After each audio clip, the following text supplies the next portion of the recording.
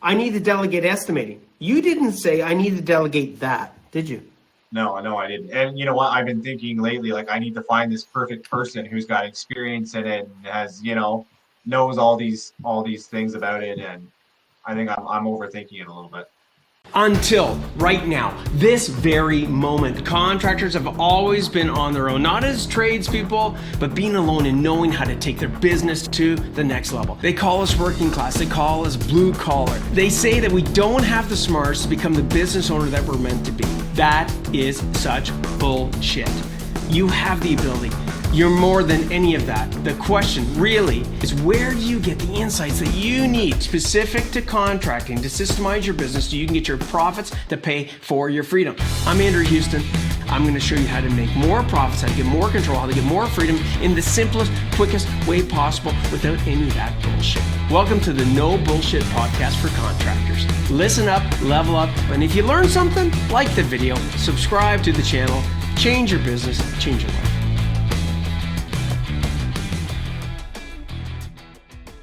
Everybody listening in, if you could reflect back on what we talked about, if you could reflect on when you work for somebody, I guarantee you, 90%, and I always put a little bit buffering, but I'm serious. I know I use 90s and 80s because it's usually extreme. Okay, things are extreme. Okay, it's like this side and that side. There might be a couple in the middle. Okay, like, oh, I got this unique situation. I usually go, yeah, bullshit. Okay, you're not unique. Okay, everybody's dealing with something similar. Yes. So if you're listening in, I'm going to tell you right now, you have A players. Even if you have one A player out of 10 or 5, I'm going to tell you right now, what we just described, think about when you work for somebody. Okay, what we just talked about, that's what's going through their head. So you need to protect your A players. So what would you recommend, Rabecca and Doug? From what we just covered off, let's talk maybe about the team meeting, the Monday morning meeting, right? That you said, like, how does that relate? Having regular communication every week with your team. What does that have anything to do with A players?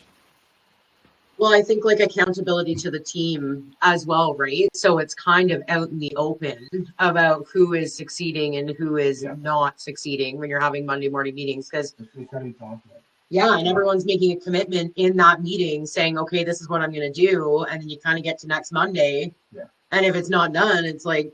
Well, and just having those meetings, being able to talk about the D players, because with us, so we do a lot of commercial work. So we'll be on big jobs and, the electrician was delayed, the plumber was delayed. Well, all of a sudden now it's our turn and they want to see 20 guys on site. Well, we've got to pick up, 4 or 5 guys because we're busy on other jobs. And we've got to pick up some maybe D players, because the A players aren't there. So we pick up these Ds, and then we have to explain to our A guys, these guys aren't going to be around long. We know they suck, and we're just doing this so we have some bodies on site. And we have to do that all the time, unfortunately, is just get some bodies on site. Otherwise, the general contractor's down our throat, like, hey, where's all your guys? So sometimes it's better to just have somebody there not doing much than have nobody at all. But you have to communicate that to your A players and let them know what's going on and that these guys are gone, as soon as possible. Well, and we follow through. So we will hire, we'll do like an influx of hiring, because half the time these GCs just want bodies on site. Yeah. We want 20 people. We can accomplish it with 10, but they want to see physically 20 people. So, okay, we'll hire 10 more people. And just communicating with the guys, and then a follow through. Like, those people definitely don't. How important is follow through? Oh, 150%. Because if you don't keep up with it, then they don't believe anything you say, right? Which is just, that's not even in business. That's just in life. I mean, you're nothing but your word. If you don't keep it, then what value do you bring? Yeah. Totally. So, guys, you have these Monday morning meetings. It's one of the things that you guys start off. We talk about roughing it, right? You sort of roughed it. Yes. You got structure to it. You guys are getting more structure to it, right? You're going back to the trainings and look at. I talk about roughing it, okay? We talk about, you talked about, Doug, in our chat prior about, one of the things that held you back from delegating was this mindset of perfection, right? Like, you had to do it. It has to be done this way. Yes. But the reality is that, letting something 70 or 80%, getting something done 70 or 80% of what you wanted it done is way more effective than it. You tell us about it sitting on the desk forever. Yeah, because you just you know put it off and just wait for that perfect time when you're going to have time to do it. Sometimes that time never comes. I'll give you an example. Just being on site, like we always have trouble with tapers. It's always hard to find tapers. And you know what? We'll get busy. We got 5-6 jobs on the go, and we just don't have enough guys. So we'll subcontract some taping to somebody. And I know right off the bat that they're not going to do it 100%. And we're going to be in there behind them, and we're going to have to touch it up. We're going to have to fix some shit. But I let my guys know that, you know what? Hey, I had to do this. Sure, we got to go in for a day or two and fix it. But that saved us 5 days, and it saved face on the company. We were able to move forward with the job and still make people happy. And sure, we've got a little fix up to do, but we made it through, right? Well, and even for me, delegating stuff, I've been able to start back up our social media. Yeah. I never had time to do any of that stuff because I'm just running around getting everything done. And yeah, I allow people on our team now to do things. And yeah, sure, maybe it's not exactly how I would do it, but does it matter? It really doesn't. It's done, and it's done properly. It's just not maybe done to my exact likings. But again, that doesn't really matter. It's done. It's done. That's really what matters, right? It's done at the end of the day. Yeah, absolutely. Yeah, I think that one of the big takeaways, you guys talked about, earlier about, working the 8 days a week, and now you're able to take off. Now you're down to like 5 days a week, and sometimes even taking off a Friday. I think we got to ask ourselves, and seriously, think about this. What is that worth? What's that worth? Everything. Yeah. Everything. Yeah. And you're more profitable in the sense that you're able to do that. You're able to delegate. You're able to get people and profits, right? People and profits. That's a new one, right? People and profits to pay for your freedom. Yeah, absolutely. Is it true? Yeah. Absolutely. Yeah, definitely. Well, I think. Go ahead, Rebecca. Sorry, I didn't mean to interrupt, but yeah, That's like he's able to drop the kids off at school. Like we drop the kids off at school and pick them up. I can't even tell you. I think every parent could relate to that. That is just amazing. That we get to make breakfast in the morning and eat together as a family. And get ready for school, get out the door, and practice spelling, and get her out the door. And it's not just dropping her off to someone at 5 or 6 in the morning. Yeah. And they're dealing with it. We get to be with our kids. We get to be who they see before they go out into the world. Yeah, and that is everything. It's priceless. Yeah. Amazing what can happen. And you guys are just starting. You're just like a couple of hairs in there. This just within 4 months, right? Right. It's not like okay, we've had to give up all of our profits. We had to give up all this. No, you've actually been able to grow the business. Yes. Grow your relationship with your kids. Yes, and each other. Yeah. And each other. Yes. Yeah. Absolutely. Tell us a little bit about that. Tell us about some of the changes on that front. Well, we're just now that you're able to actually have family time. We work together a lot more. We're not as resentful, and we have more time. So now we have time to separate our marriage from the business. Now we have time where we can kind of take off early one day. We've got some shit going on at home or whatever. We can go take off, deal with that together, talk about it. Whereas before, it was just it was all business. There was no time. And then we talk about our marriage, at 10 o'clock on a Tuesday while I was driving down the highway somewhere, because that was the only time that we had. Yeah, and even with the blocking your calendar.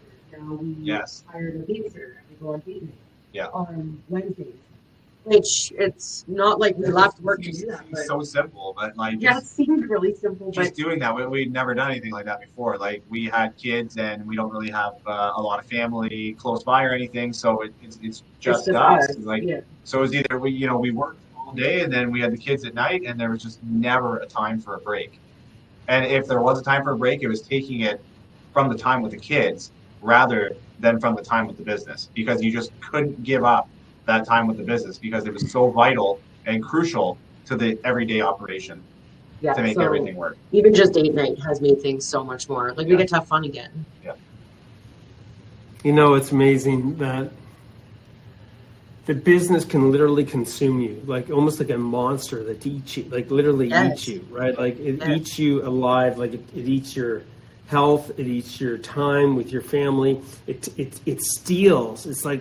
It literally steals these memories that you could have created that are gone, and when they're gone, they're gone. Like it's like one of the most. I've never used this analogy, but it's like one of the most evil monsters Can be out there, right? If you don't control it. Yeah, absolutely. Yeah, if you don't control it, or it becomes, you know, I don't know if this is the right analogy, but it's like a money-making machine that you control, and it actually gives you freedom. And people are like, Right. yeah, but it's the same fucking beast. Like, Yes. how you feed it is what it becomes, Yes, absolutely. right?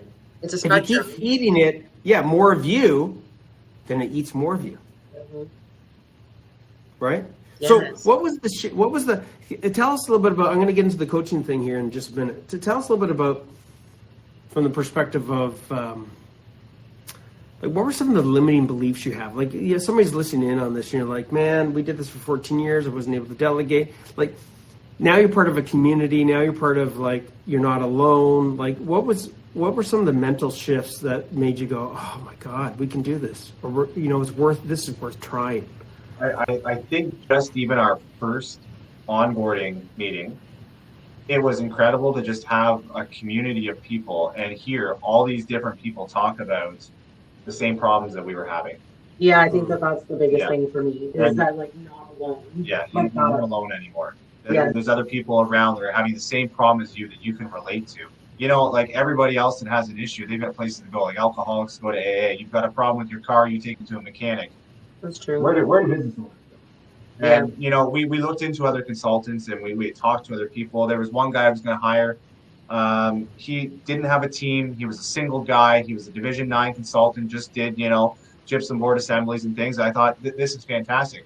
The guy wanted $10,000 And he wouldn't even tell us before what he was even going to came. do. And he wasn't even going to tell us what he's going to do. He just said, "No, I'll come and I'll fix everything." I said, "Well, what's that entail?" So, well, I can't tell you that without you paying me. We were, yeah. So So it was just crazy. getting on to the onboarding.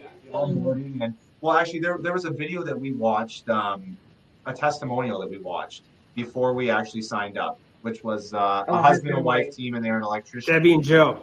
Yes, and we watched that, and they were in tears by the end of it when they were doing their little spiel there, and like we looked at each other at the end, and it's like, wow, like that sounds like us, but they turned it around already, and they fixed everything. Right, and we can And too. yeah, we can too, and that was very inspiring. I think that's what sealed the deal for us to get signed up in the first place. And then that first onboarding just solidified everything. Like we're a member of a community now, and there's all kinds of other people that are in the same goddamn shoes as us, and we're all here to turn that around and get our life back. Yeah, so limiting belief, you're on your own. Yeah. No one understands. No one understands because no one has understood. Around us because nobody else is in our shoes. Nobody else is doing the same thing as us, but everybody at PFC is. Right. Mm-hmm. And I think also, you guys, everybody listening, you can get help from other people, and I'm fully supportive of that. Like, so long as it's helping you and you're moving forward, that's great. I will give a little caution, okay? I spent literally, guys, I'm not joking, I spent hundreds of thousands of dollars with consultants. Me. Right. Back in the day, okay? And there was value out of all of them, okay? I'll be straight up with you. But where things had to evolve was they didn't understand the language of being a contractor. So they didn't understand what's a takeoff.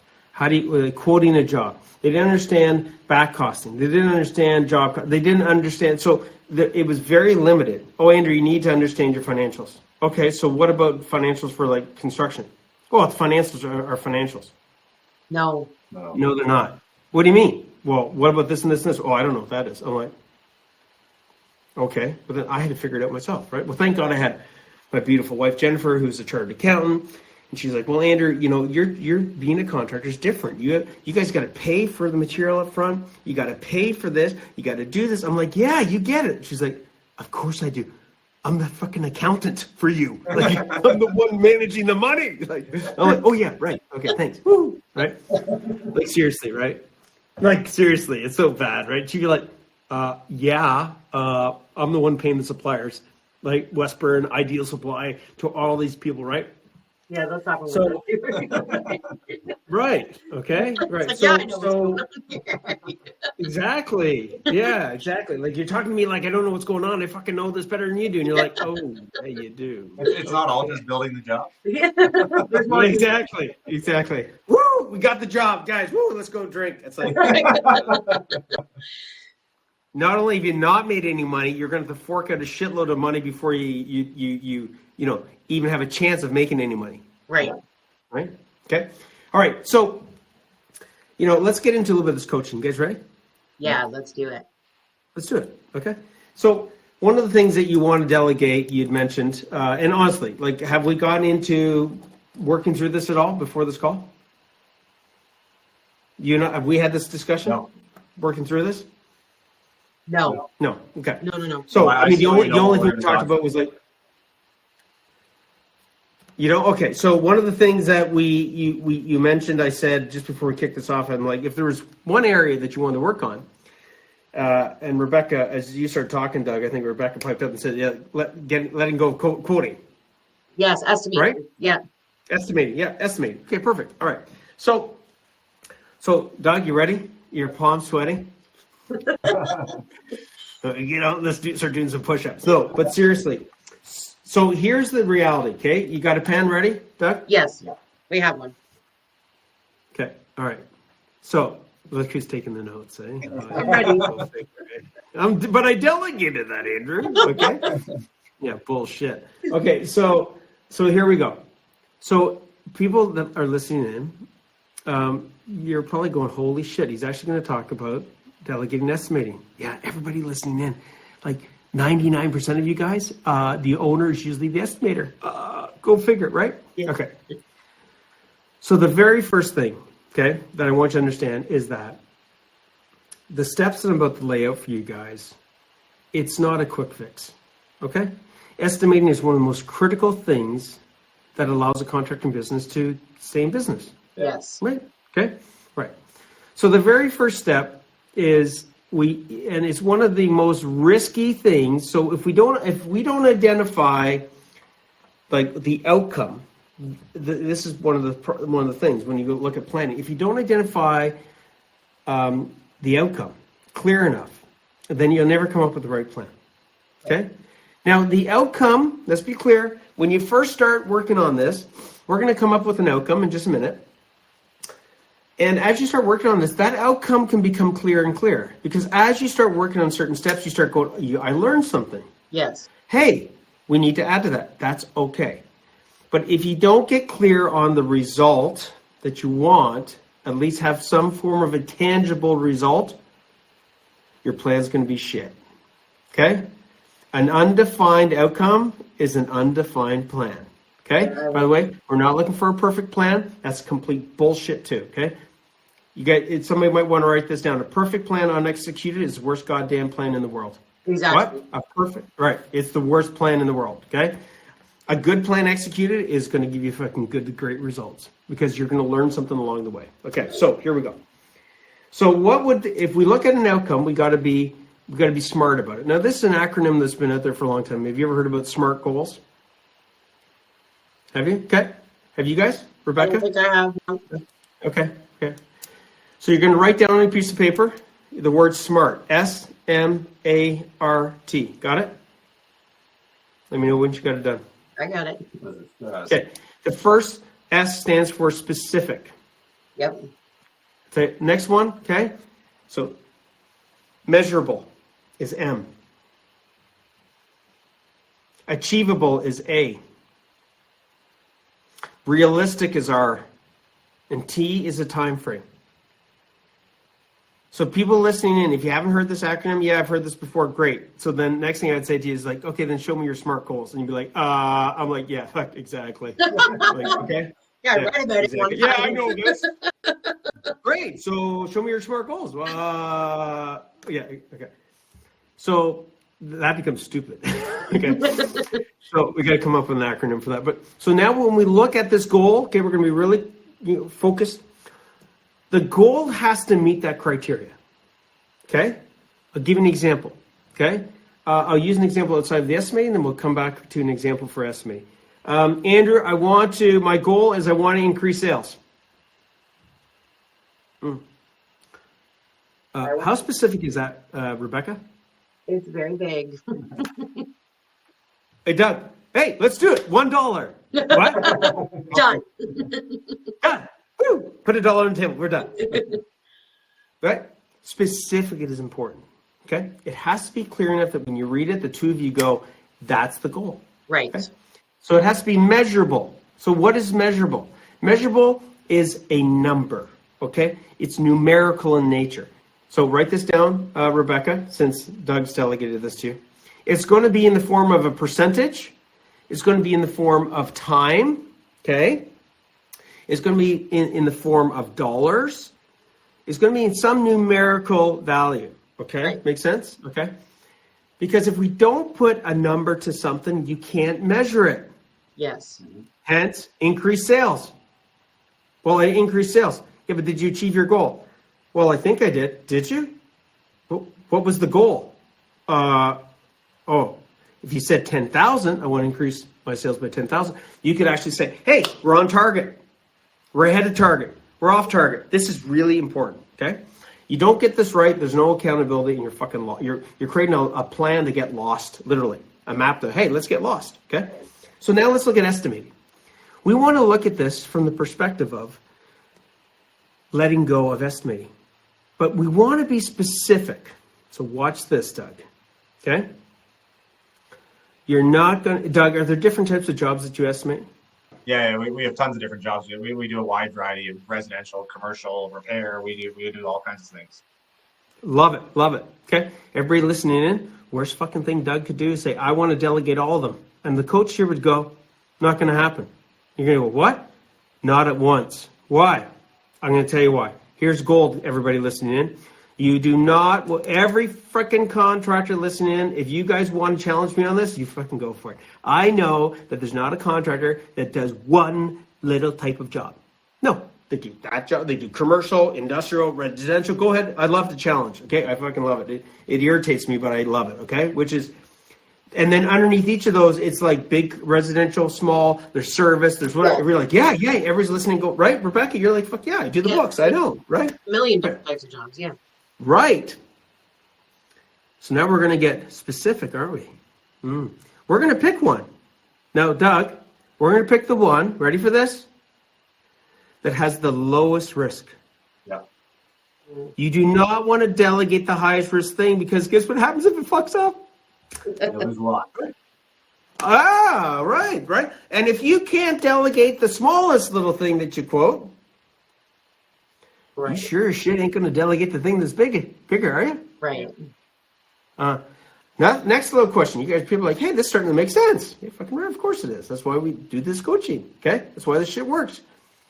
Is it easier to delegate cleaning the toilets to somebody, which is low skill, low value, but sometimes owners, we still clean the fucking toilets, okay?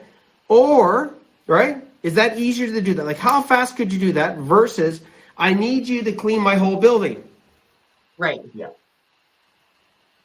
Delegate the toilet. Not only is it going to be easier to delegate, not only will the system that you have to create and the steps will be way less, it's the lowest fucking value thing that as an owner you should not be doing is clean the goddamn toilet. Right. So it's a win-win-win-win-win-win-win-win. Got it? Good? Is this good? Yes. Yeah, absolutely. Okay, Doug, drum roll. You're going to have to pick one. Think about, if you need to pick two and then you guys can decide afterwards, that's sort of cool, but I think we can get down to one. What's one thing that if you were to quote it, think about the value of it. I want it to be a lower value, so if it's a $500 job or whatever it is, it's like, if I fuck this training up, seriously, it's going to cost me a case of beer. Okay? And it's not usually something that's lower. I know this as a tradesperson. Something that's lower in value tends to be reflective of the complexity of what it is you're quoting. Is it true? Absolutely, yeah. Absolutely. Now, in other businesses, that's not the case. I'll be honest. Okay, but in construction, it is. Agreed, Doug, as well? Yeah, absolutely. Okay. So what's the easiest thing with the lowest risk, okay, that you are looking at delegating? Our service, type? our service work. I knew you were going to pick that. Yeah. Let me give a little background as to why. Yep. So what happened was I do have an estimator. Okay. Yep. I've sent this girl back to school. I've trained her. She's doing fantastic. We concentrated all on commercial jobs. Since COVID, we've decided to kind of make a switch a little bit and go back to doing some residential and service work. So I had her set up really well. We were pricing commercial jobs. She was doing most of it. I would review with her a couple days a week. Everything was going great. That wasn't bad. Well, now that we've done this whole residential and service thing, that's been brought on board. Well, she can't keep up with all of it. So now I'm reviewing with her twice a week, but I'm also doing all this small stuff. I never hired anybody to take that over. So that's what I need to do next to get myself back out of that estimating chair. Totally. So let's lay that out right now. Okay, good. So we pick service. You ready? Yep.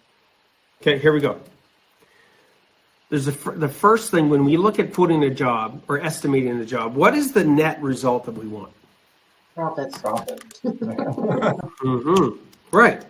We want to land, I'm going to elaborate, we want to land a profitable job. Yes. Right. And we want to filter out the ones that are not going to be profitable. True? Absolutely. Makes sense. Okay. So the very first thing that we have to do is we have to reflect on ourselves, the math behind the quoting. The math behind the quoting. You need to identify a couple of key criteria. There's more, but these are the core that get you guys going. Ready? Number one criteria is you need to know what is the range of profitability that you need to put on these service jobs. Number one. Why? Because if that person doesn't get it right, guess what? They use the wrong equation. That's not their problem. It's your problem. Absolutely. Absolutely. Okay. If you don't have that laid out, right? We talked about S.M.A.R.T, right? Specific. Have we gotten specific? Bingo. Is this going to be measurable? Bingo. Could you measure that, Doug? Oh, yeah. Absolutely. Absolutely. Right? Stay within this range, right? That's the red zone. This is the green zone. Perfect? Right. Does that allow them to make decisions on their own? Yep. Absolutely. Okay. Next little piece. We need to make sure that we measure what's called our conversion rate. Now, what is conversion rate? That is otherwise known as our quote or estimate to win ratio. Yeah. Why? See if you're wasting your time or not. Right, because guess what, Doug? If we don't know what yours is, how could we ever know if this person that we're going to hire or delegate this to is on or off track? Right. A, we don't know if they're pricing right, and B, we don't know whether or not they're fucking winning enough jobs. Make sense? Okay, perfect. In order for people to be successful, they have to know what the definition of winning is. Right. Andrew, you need to stop a puck. I'm a goalie, okay? Well, I used to be until my knees, whatever. And you need to stop a puck. I don't need to stop a puck. I need to stop more pucks than the other guy at the other end of the net. Yeah. Right? Right. I'm focused in on. My mission is to not let any pucks in the net. Because that's the absolute. If I don't let any pucks in the net, the rest of it's not my fucking problem. Right. But that's my focus. If I can do that, then I know I'm being a successful goalie, right? Right. Okay. So now we got the measurements. We good? Yes. Okay. So now what that does is that we have to then set the bar, okay? The bar, by the way, but that's not a contradiction. The bar is not the exact same results that Doug gets. Why? Being the owner, let's face it, he has an advantage. Yeah, absolutely. True?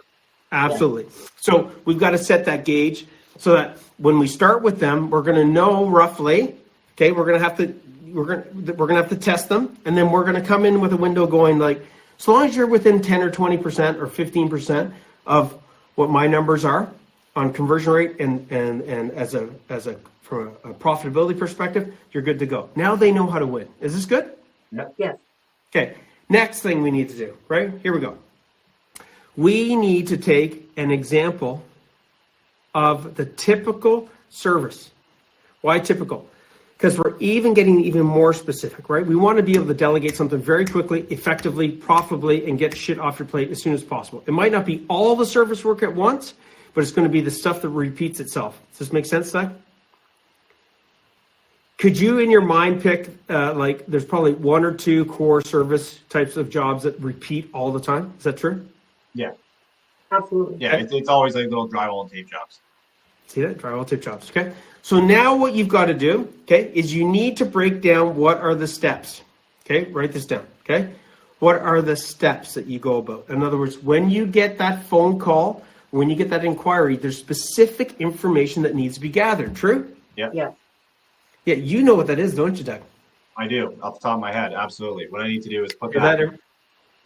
Go ahead. Go ahead.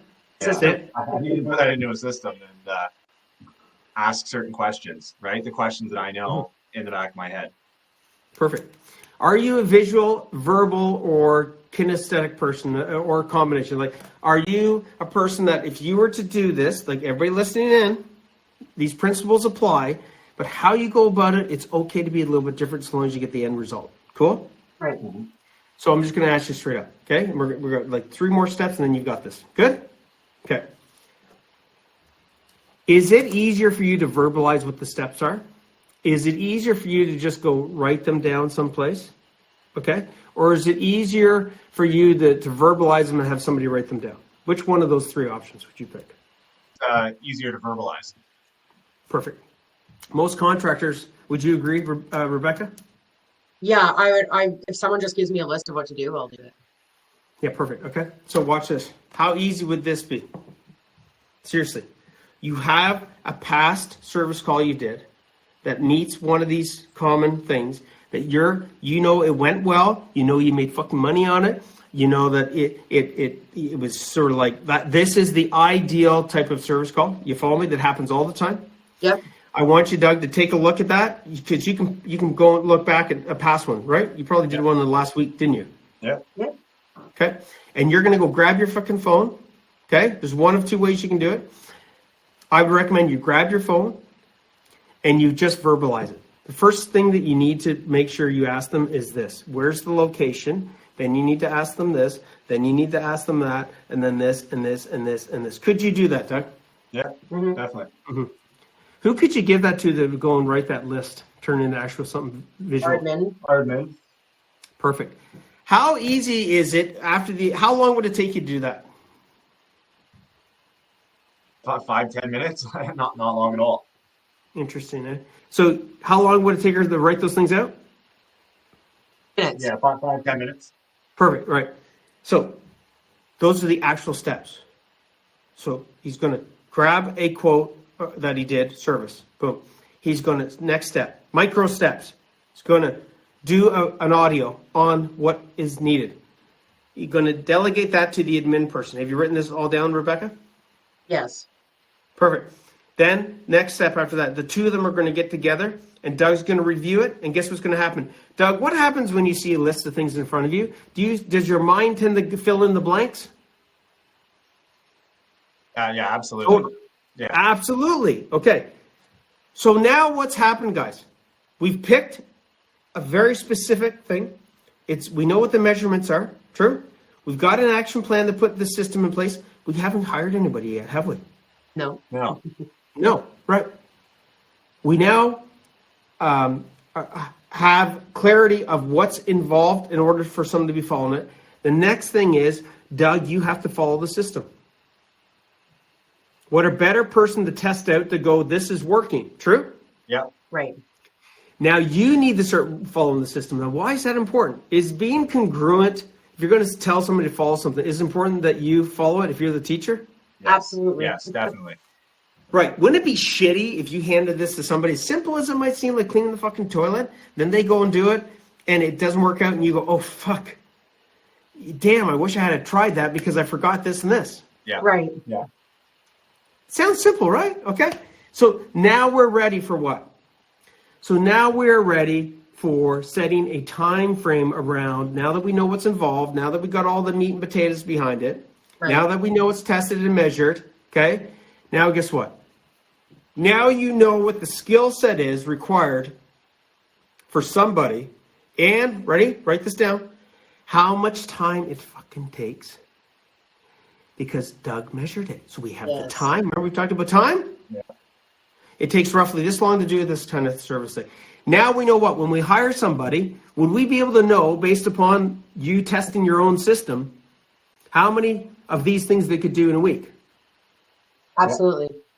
Yeah. Would we be able to know the skill set needed for somebody to follow this? Yeah. I have a funny suspicion that 3/4 of this on the service side, 3/4 of this can actually be done by the admin person. Yeah. Yeah.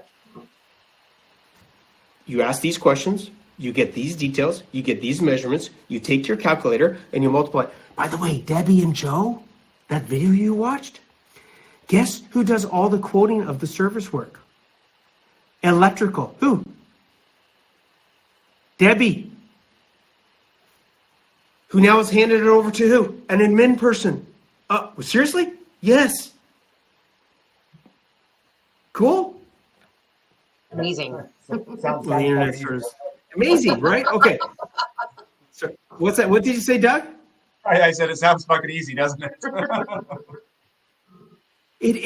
Doug, if you look at this, ready? Now we're going to put this into perspective. Okay, ready? A plan, if put with purpose, can be a deadly plan in a good way. What do I mean? How many hours a week do you spend doing what we just covered off?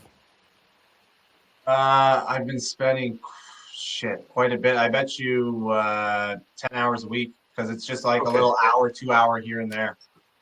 10 hours. 10 hours. A lot. Yeah, that's a lot of time. Hey, dude, how much do you think we could hire somebody to do this? An hour. Yeah, I have a staff that could. Yeah. Like I wouldn't even have to hire. Tell me, how much an hour? 20, low 20s. Oh yeah, wage. Yeah, low 20s. Okay, ready? Rebecca, you ready to get excited? Always excited. Here we go. The best part of a plan is when you have a replacement plan. What do I mean by that? Doug. Someone to take over. Yeah, well, a replacement plan means this.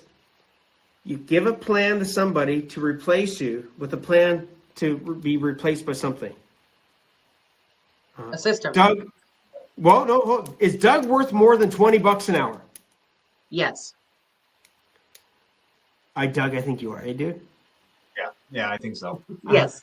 Yeah, I know so. Okay, any of you champion CEOs listening in, any of you CEOs, put this into perspective. Doug has been spending 10 hours a week on a $20 an hour task. Okay? We're not putting the person down that's going to be doing it, but listen, that's a $20 an hour fucking task. Doug, do you have a task that you could replace this with, even if you just pick one, even two tasks that are worth the hundreds or thousands of dollars per hour? Absolutely. Yeah, absolutely. Give me one. I was just cutting my lawn. Seriously, right? Yeah. Yeah. Okay.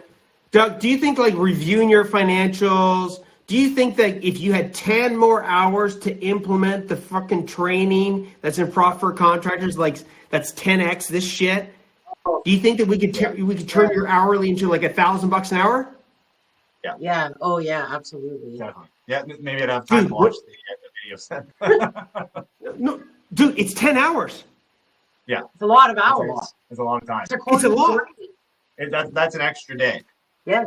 Well. Yes, dude. That's an extra day of your freaking life. So everybody listening in, Literally. this applies to you. Is this a plan? Look at the plan that Rebecca's, now take a look at the plan that Rebecca's got. Maybe Rebecca, just go through it quickly. Tell me what you got. Tell Doug what we got. Well, I'm not going to lie. I'm not the best writer downer of all this information. I was kind of counting on this being recorded. Okay, it is. It is being recorded. But if you look at the plan, right? If we look at the plan, we picked an area of the business that was simple, low skill set, low freaking right costs. Right. So that's step one. Number two, because we're focused. Number two, we picked an area that we could systemize simply, correct? Yes, measurable, yes. Yes, and the measurable components when it comes to estimating, they're not the only ones, but they are the top ones, is profitability and how it gets priced. If you don't fucking know guys, if you're listening in on this and you do not know how to figure out your break-even margin and your profit break-even margin, do not delegate estimating a goddamn thing. No. Figure that out first. And you know what? Absolutely. It took me probably 6-7 years of being in business before I knew what markup and margin was. And once I figured that out, holy shit, my life changed. Game changer. And there's not some training in the profit contractor site where it says margin and markup, does it? I don't know. Anyways, because it's a common problem. Yeah. Yes. That most contractors don't even know. What are you talking about? And if that is you listening in, you need to make some serious changes. Okay? Because just Google. yeah, don't feel ashamed. Exactly. Okay. Yeah. Actually, if somebody's listening and you join the contractor tips group, in that tips group, there's a document, a tool called Pricing for Profits tool, and it will walk you guys through an example of margin versus markup. It will show you how do you determine your break-even margin. It will give you guys a little calculator that you can use. All this, all this great stuff. Okay. All right. So, Doug, is there any reason why we couldn't execute on this plan? Oh, no, not at all. That's a great plan. I just haven't dealt with it. We just started the whole service thing because of profit contractors, and we kind of started it. I wanted to test it, see how it was going to go. I've been kind of doing it myself, but it's definitely time to get it off my plate, and having you explain it makes it sound super easy. Dude, and then guess what? Is that plan repeatable? Yes, for every portion. For every fucking, right. But guess what? You are not allowed, you got to promise me, you are not allowed to delegate any other estimating until you've got this thing nailed down. Yeah. Because if you fuck this up, okay, and there's an error in this, it will cascade into the next, into the next, into the next. Yeah. Okay. So we want to make sure that we measure this, that we've got, that we're having regular meetings, having the regular communication, right? I guarantee you, usually the person that takes this on, if it's the admin person, okay, or something along those lines, you will be amazed at how fast their skill set can be. Because here's one of the mindset shifts. Did I pick a tradesperson for this? No. Is that a big shift, Doug? Yeah.